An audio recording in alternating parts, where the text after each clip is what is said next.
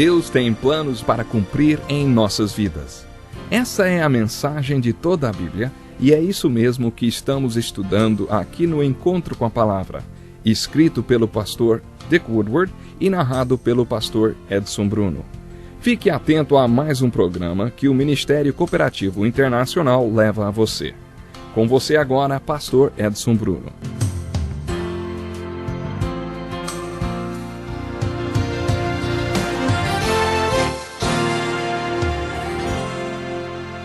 Seja muito bem-vindo para mais um Encontro com a Palavra. Estamos estudando um dos temas mais fascinantes para os que creem em Jesus Cristo e, ao mesmo tempo, uma das profecias mais aterrorizantes para aqueles que não creem. Hoje continuaremos o estudo da primeira carta de Paulo aos Tessalonicenses, iniciado no último programa. A segunda vinda de Cristo é o tema principal das duas cartas de Tessalonicenses. O capítulo 1 da primeira carta começa assim: Paulo, Silvano e Timóteo, a igreja dos Tessalonicenses em Deus Pai e no Senhor Jesus Cristo, a vocês graça e paz da parte de Deus e de nosso Senhor Jesus Cristo. Sempre damos graças a Deus por todos vocês, mencionando-os em nossas orações. Lembramos continuamente diante de nosso Deus e Pai o que vocês têm demonstrado, o trabalho que resulta da fé, o esforço motivado pelo amor e a perseverança proveniente da esperança em nosso Senhor Jesus Cristo. Foi com esta saudação que Paulo iniciou a carta. Quando ele escreveu o capítulo 13 de 1 Coríntios, o capítulo do amor, Paulo diz que há 3 qualidades nesta vida muito importantes: a esperança, a fé e o amor. A esperança é importante porque é a convicção que existe em todos os corações de que coisas boas podem acontecer na nossa vida. Existem coisas boas nesta vida e elas vão acontecer na minha vida. Esta convicção chama-se esperança. A esperança é vital porque nos mantém caminhando. Ouvimos falar de milhares de suicídios todos os anos. Uma vez a revista Newsweek fez um estudo sobre o assunto e chegou à seguinte conclusão: as pessoas se matam porque se convencem de que nada de bom pode acontecer em suas vidas. Em outras palavras, elas perdem a esperança. Isso acontece com milhares de pessoas todos os anos e é muito triste. Ao mesmo tempo, não é impressionante que milhões de pessoas ainda tenham esperança? Esta grande maioria não é crente. Se soubéssemos de todos os tipos de problemas que enfrentam, ficaríamos questionando como elas ainda têm alguma esperança. A verdadeira esperança é um milagre.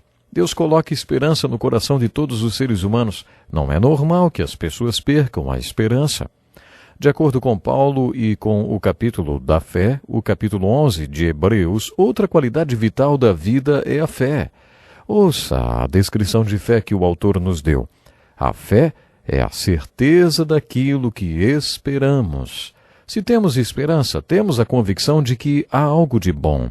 Mas esta convicção não passa de esperança até que tenhamos um fundamento para ela, uma razão para crer que algo de bom vai nos acontecer. De acordo com a teologia de Paulo, sem este fundamento ou alguma evidência que sugira que algo de bom vai acontecer, a esperança não passa de um desejo. Com Jesus você tem um fundamento para a sua esperança e a fé dá sustentação para a sua esperança. Esta é a diferença entre esperança e fé. A fé precisa de razões para crer que o seu objeto está lá. A esperança e a fé são qualidades vitais. Mas Paulo diz que a maior de todas as qualidades é o amor. Ele chegou a esta conclusão porque o amor ágape, é o próprio Deus. Observe como Paulo cita estas 3 qualidades na sua saudação aos Tessalonicenses. Ele escreveu assim: lembramos continuamente diante de nosso Deus o que vocês têm demonstrado, o trabalho que resulta da fé, o esforço motivado pelo amor e a perseverança proveniente da esperança em nosso Senhor Jesus Cristo. Paulo está mostrando que estas 3 qualidades são evidência de algo. O seu trabalho mostra que você tem fé, portanto, este trabalho é produzido pela fé. Existe um tipo de trabalho que é impelido pelo amor, são as pequenas atitudes que as pessoas têm umas com as outras. E depois temos a esperança que dá perseverança. Portanto, uma força vital leva a outra força vital. Paulo tinha uma razão para iniciar a carta desta maneira. Entre outras coisas, Timóteo também deve ter falado que os tessalonicenses entenderam mal o que ele tinha ensinado sobre a segunda vinda de Cristo. Na verdade, eles pensaram que a segunda vinda de Cristo estava tão iminente que alguns tinham até largado seus empregos, ficavam parados o dia inteiro esperando Jesus voltar. Lemos em Atos capítulo 1 que quando Jesus estava ascendendo ao céu, apareceram 3 homens e anunciaram aos discípulos a quem Jesus tinha dado a grande comissão: por que vocês estão olhando para o céu? Este mesmo Jesus que dentre vocês foi levado ao céu voltará da mesma forma que o viram subir. Afinal, o que eles estavam fazendo ali? Parados? Eles tinham muito o que fazer ao invés de ficar olhando para o céu. Em relação à segunda vinda de Cristo, existem 2 extremos. Se o diabo não consegue nos levar para um, ele empurra para o outro. Um extremo é não ter conhecimento algum sobre a segunda vinda e nem mesmo pensar nisso. O outro extremo é acabar ficando parado, olhando para o céu, sem fazer nada referente à grande comissão. Este era o problema dos Tessalonicenses, e Paulo começa a abordar o assunto dizendo: lembramos continuamente diante de nosso Deus e Pai o que vocês têm demonstrado, o trabalho que resulta da fé. Vocês perceberam? Paulo falou que, se eles tinham fé, deveriam estar trabalhando. O esforço motivado pelo amor e a perseverança proveniente da esperança em nosso Senhor Jesus Cristo. Paulo fala da perseverança porque eles estavam sendo perseguidos e precisavam mesmo de muita perseverança.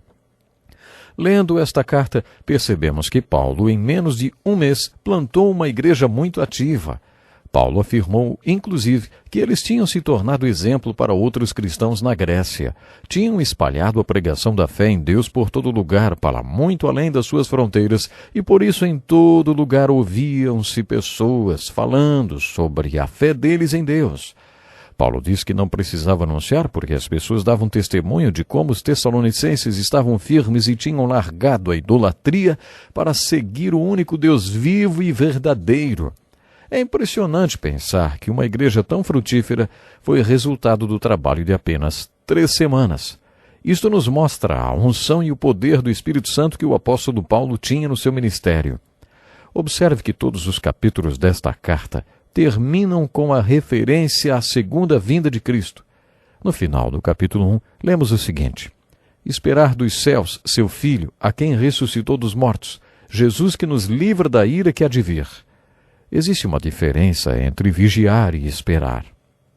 No Sermão do Monte das Oliveiras, Jesus disse: vigiem porque vocês não sabem em que dia virá o seu Senhor. Paulo gostava de usar a palavra esperar quando se referia à segunda vinda de Cristo. Uma vez eu estava numa estação de trem e observei um policial algemado a um prisioneiro esperando o trem. Do outro lado, uma moça esperava o seu noivo. O policial estava vigiando para ver quando o trem chegava e a moça estava esperando pelo trem, uma espera muito ansiosa, inclusive.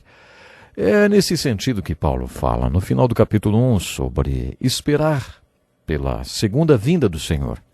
Infelizmente eu não tenho tempo de ler agora, mas gostaria que você lesse os primeiros 20 versículos do capítulo 2, nos quais podemos observar o perfil de Paulo, um modelo de missionário, sua coragem, ousadia, sinceridade, objetividade e sua fidelidade a Deus e à palavra dele.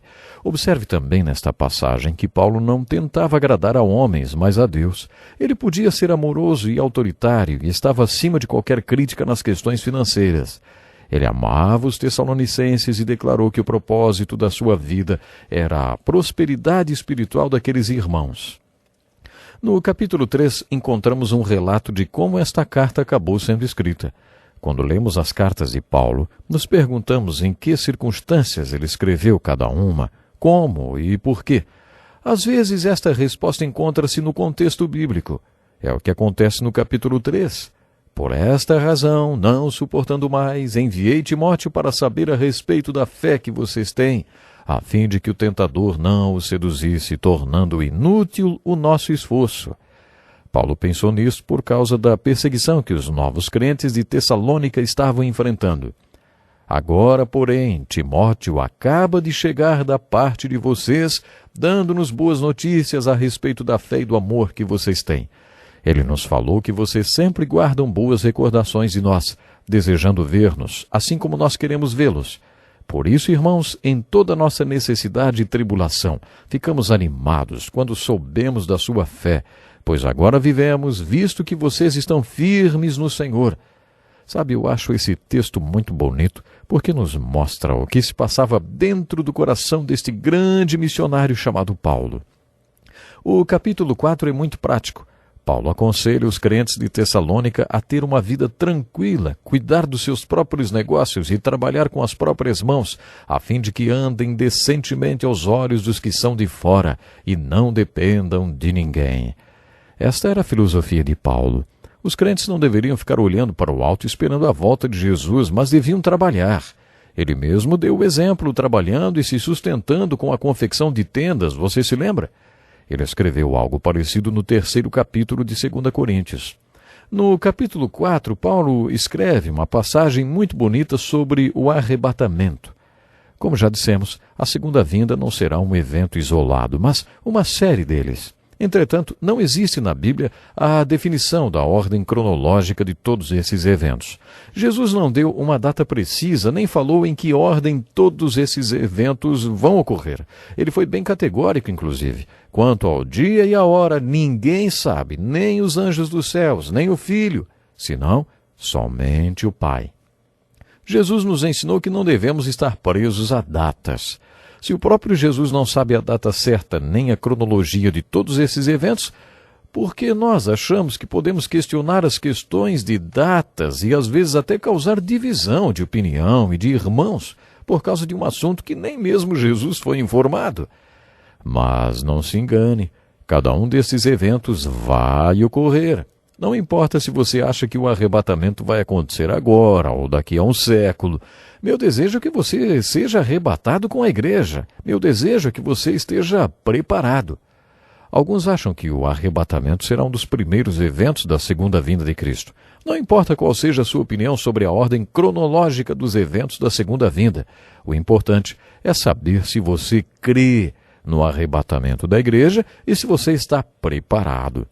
Lembre-se que o apóstolo Paulo compartilhou estas verdades porque queria levar conforto para os irmãos de Tessalônica. Não deixe de buscar conforto nos ensinamentos do arrebatamento da igreja. Esta é a esperança de todo aquele que crê, mas aqueles que não acreditam serão deixados para trás e sofrerão as consequências. Programe-se para estar conosco no próximo encontro com a palavra, onde vamos continuar o estudo da Bíblia Sagrada. Até lá, Deus lhe abençoe. Que lição importantíssima. Obrigado, pastor Edson Bruno. Prezado ouvinte, coloque em prática o que você ouviu aqui. Sem dúvida, sua vida será grandemente abençoada. Este é um estudo escrito pelo Dr. Dick Woodward, na voz do pastor Edson Bruno. Escreva-nos e solicite o material.